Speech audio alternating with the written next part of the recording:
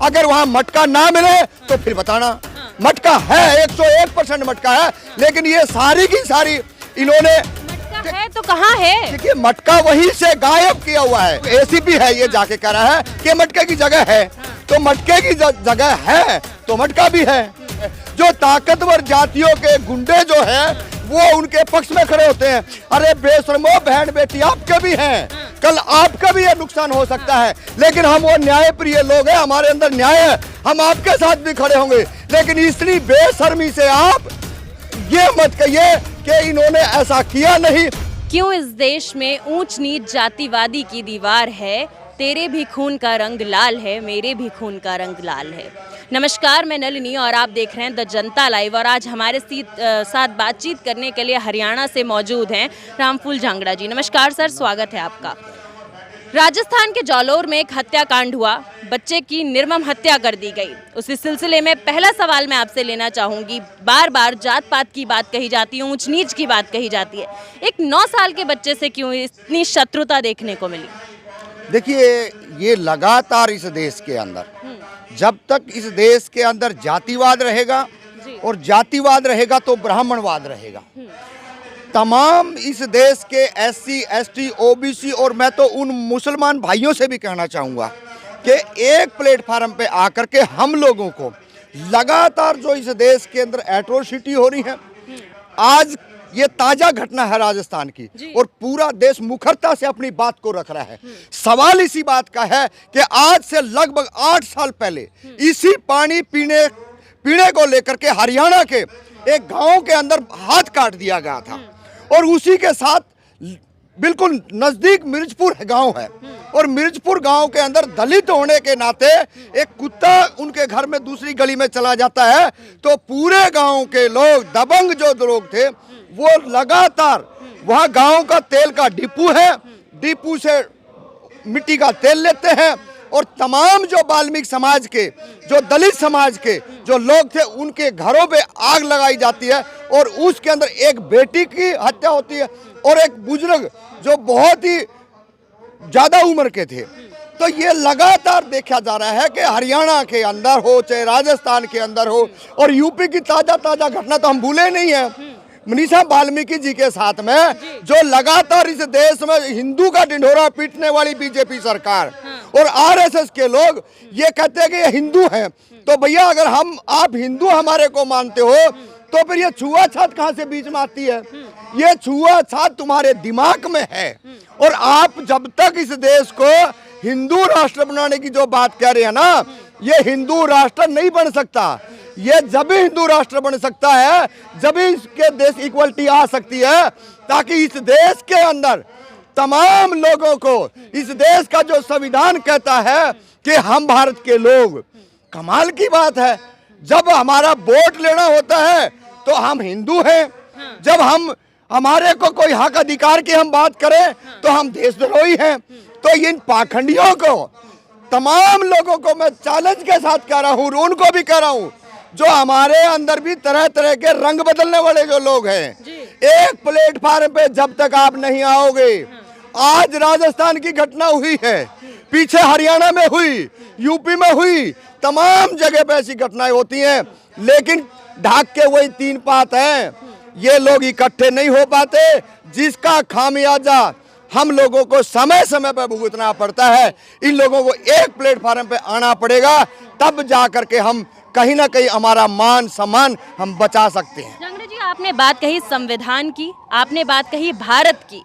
पहला सवाल उसी से निकालती हूँ। बाबा साहब जो संविधान को बनाने वाले, जो संविधान का जिन्होंने निर्माण किया, उन्होंने कल्पना की थी एक ऐसे भारत की जहाँ ऊंच नीच ना हो, समानता हो। क्या वाकई आज 75 साल बाद भी वो समानता हमारे दिमाग में भी नहीं विकसित हो पाई है? हमारे दिमाग की बात यह है कि हम तो उसको मान रहे हैं, लेकिन इसी जंतर मंतर पे जहाँ मैं खड़ा हूँ, इन्हीं मनुवादियों ने आके बीजेपी के शासन में यहाँ संविधान की किताब जलाई है। तो इससे बुरा क्या हो सकता है? आप कहना चाह रहे हैं कि बीजेपी के शासन में जो मनुवाद है वो उभर कर आया है? बिल्कुल उभर के आया है। जातिवाद, ब्राह्मणवाद, मनुवाद इस देश के अंदर सबसे ज्यादा अगर आया है, कभी भी इतना वो नहीं था। हम भी 35-40 साल से लगातार देख रहे हैं, इसी धरने पे, इसी जगह पे हम लगातार 12-13 साल बैठे रहे पिछली सरकारों में, लेकिन ऐसा नहीं हुआ कभी भी। लेकिन इन्होंने तो सीधा सीधा एक तरफ कर दिया है कि किसी भी तरीके से दलितों को दबाओ, पिछड़ों को दबाओ, अल्पसंख्यकों को दबाओ। और पिछड़ों की मैं बात करता हूं, ये घटना नहीं है, ताजा घटना बताता हूं मैं। अभी हरियाणा का फरीदाबाद यहाँ से 30 किलोमीटर नहीं है, एक नाबालिग लड़की के साथ गैंगरेप हुआ, उसकी हत्या हुई है। लेकिन इस देश की मीडिया, इस देश की प्रिंट मीडिया ने एक बार कोई खबर नहीं चलाई है। आज भी उस परिवार को जो है ना बंधक बना रखा है हरियाणा पुलिस ने।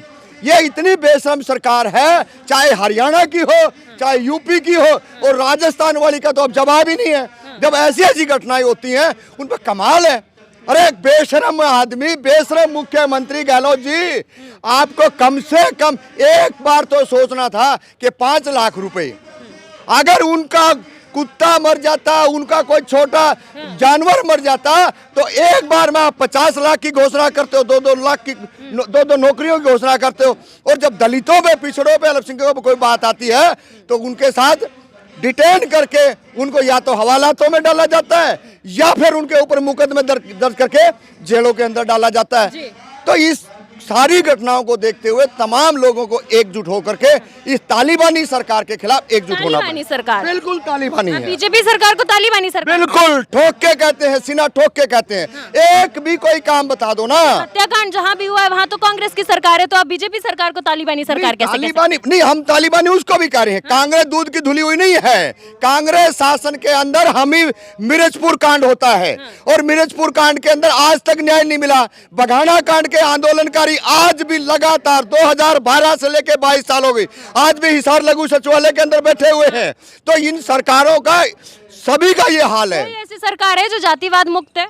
देखिए, जातिवाद मुक्त सरकार, जब बहुजनों का राज आएगा तो बिल्कुल जातिवाद खत्म होगा, ब्राह्मणवाद खत्म होगा देश के अंदर। कह रहे हैं कि बहुजनों का जब राज आएगा, ठीक है, लेकिन सवाल ये है कि बहुजन खुद अपने हक के लिए नहीं लड़ाई कर रहे हैं। आप कह रहे हैं, आप ही ने बोला कि अलग अलग राज्यों में बार बार घटनाएं देखने को मिलती हैं, बहुजन समाज के साथ जो है, दबे कुचले समाज के साथ जो है इस तरीके की घटनाएं देखने को मिलती हैं। लेकिन जब बहुजन ही एकत्रित होकर अपने हक की लड़ाई नहीं लड़ेंगे तो कौन लड़ेगा उनके लिए? बहुजनों का ऐसा नहीं है, बहुजन बहुत जो लगातार समाज में जो काम कर रहे हैं, वो लोग लगातार अपनी बात को और गांव स्तर पर लेके जाने का प्रयास कर रहे हैं। जो शहरी स्तर के जो लोग हैं, वो कभी आंदोलनों का उनका कोई इतिहास नहीं रहा, उनका कोई बैकग्राउंड ऐसा नहीं है। जो गांव देहात के अंदर जो आदमी रहता है, 1 साल का अनाज अपने घर के अंदर रख करके उस आदमी को आप कहीं पर भी लेके आ जाइए, वो लड़ने के लिए, जेल जाने के लिए और समाज के हक की बात करने के लिए तैयार रहता है। लेकिन शहरी जो लोग हैं वो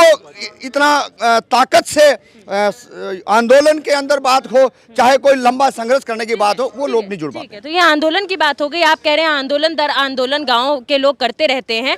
सवाल ये है, आंदोलन तो होते रहेंगे, अब ये देखना होगा कि सरकार की तरफ से इस आंदोलन पे कोई स्वीकृति आती है नहीं।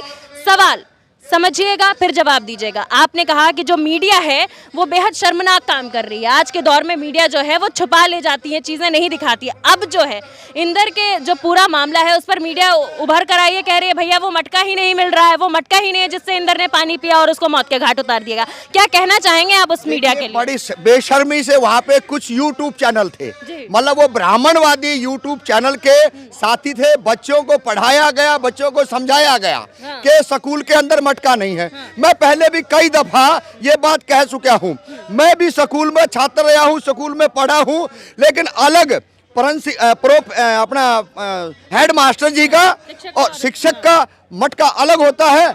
और वहीं पे जो टूटी जो बताई जा रही है, जितने बालक होते थे कोई भी जाति के, वहां पे जाति नहीं थी उनके लिए, लेकिन जो स्टाफ का मटका था वो अलग था। ये बिल्कुल बेहुदगी से वहां के जो टीचर, कोई ये नहीं करा कि मैं 5 साल से इस स्कूल में बच्चों को पढ़ा रहा हूं, 2 महीने की बात कर रहे हैं। और पूरा एक उस बात से झलक रहा है कि बिल्कुल एकदम से ये गिरफ्त तैयार की हुई है। ऐसी गिरफ्त समझदार लोग हैं पूरे देश के, इन बातों को समझते हैं। अब इनके लारे लप्पों में नहीं आएगा देश, लारे लप्पों में नहीं आएगा देश, वो में नहीं आएगा। मेन स्ट्रीम मीडिया चिल्ला चिल्ला कर कह रही है कि भैया मटका गायब है, मटका है ही नहीं। आप कह रहे हैं मटका था। आगे ना बात वही, जब प्रिंट मीडिया, इलेक्ट्रॉनिक मीडिया, अब तो जो मनुवादी जो मीडिया थी वो भी ये बात कह रही है कि सर आप आरोप लगा रहे हैं कि मनुवादी मटका था वहाँ पे, ऐसा कोई भी नहीं है। आप इसकी सीबीआई जांच होने दीजिए, अगर वहाँ मटका ना मिले तो फिर बताना। मटका है, 101% मटका है, लेकिन ये सारी की सारी इन्होंने मटका है तो कहाँ है? देखिए मटका वहीं से गायब किया हुआ है। वहाँ का जो पुलिस का जो डिपार्टमेंट के लोग एसीपी है ये जाके कह रहा है कि मटके की जगह है, तो मटके की जगह है तो मटका भी है। और ये तमाम ऐसी चीजें हैं। आप देख लिए ना मनीषा जी के साथ जब घटना होती है तो वो जो ताकतवर लोग हैं वो खड़े आके उसके पक्ष में हो जाते हैं, और वही यहाँ राजस्थान में किया है। जो ताकतवर जातियों के गुंडे जो हैं वो उनके पक्ष में खड़े होते हैं। अरे बेशर्मो बहन बेटी आपके भी हैं, कल आपका भी ये नुकसान हो सकता है, लेकिन हम वो न्याय प्रिय लोग हैं, हमारे अंदर न्याय है, हम आपके साथ भी खड़े होंगे। लेकिन इतनी बेशर्मी से आप ये मत कहिए कि इन्होंने ऐसा किया नहीं, पानी का मटका अलग नहीं था। ये सारा जो षड्यंत्र जो आप कर रहे हो ये बहुत ही गलत है। ताकतवर लोगों की बात आपने कही है, तो 36 जाति के लोगों ने वहाँ जो है महापंचायत निकाली और शिक्षक के फेवर में कहा है कि भाई शिक्षक जो है निर्दोष था। क्या कहेंगे आप उन 36 जाति के लोगों को? देखिए वो कोई 36 जाति के नहीं थे। ये ऐसी पंचायतें हम लगातार 25-30 साल से हरियाणा की खाप पंचायतों को देखते आए हैं। वो जो ताकतवर जो लोग होते हैं और उनमें जो कुछ गुलाम टाइप के लोग होते हैं उनको बुला लिया जाता है, और उसके बाद में उनको किसके गुलाम? जो इन तालिबानियों के गुलाम, क्योंकि हमारे अंदर भी कुछ छुटमुटियां कमियां हैं आज भी, हम उनको स्वीकार करते हैं। लेकिन उन लोगों को वहां बैठा करके कैमरे के सामने कहा जाए भाई साहब आपकी जाति क्या है? जी मैं प्रजापति हूँ। आपकी जाति क्या है? मैं धानुक हूँ। आपकी जाति क्या है? मैं जो नाई हूँ। तो ये ऐसी ऐसी प्रजातियों के जो भेड़िए हैं उनको खड़ा करके ये बात कहलवाई जाती है। ऐसा नहीं है।